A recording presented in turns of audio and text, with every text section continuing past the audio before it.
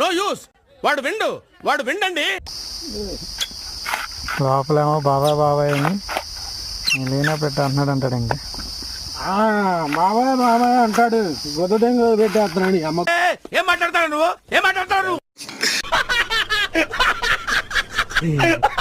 గుడికి వెళ్ళకుండా వాళ్ళ అనాథరంగా నాశనం చేసాడు. గుడి బాగొట్టేసాడు. దేవుడితో చెలగాటం వాడు మాకు రా అని చెప్పా.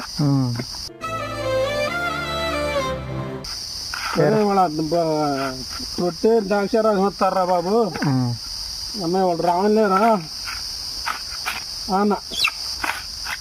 అన్న కానీ వదిలిపెట్టినవి నువ్వు వస్తేనే అంటున్నాడు. ఇక ఓహో, కామెడీ చేస్తున్నావా? డబ్బులు తెచ్చుకుంటే ఇట్లా బాగానే అయిపోతాం బాబు. అంతే కట్టట్లాగా అయిపోతుంది. కట్టప్పలాగా అయిపోయి ఇప్పుడు నెత్తిమే బొచ్చు ఊడిపోయింది. వాడి వల్ల నా జీవితం ఇలా నాశనం అయిపోయింది.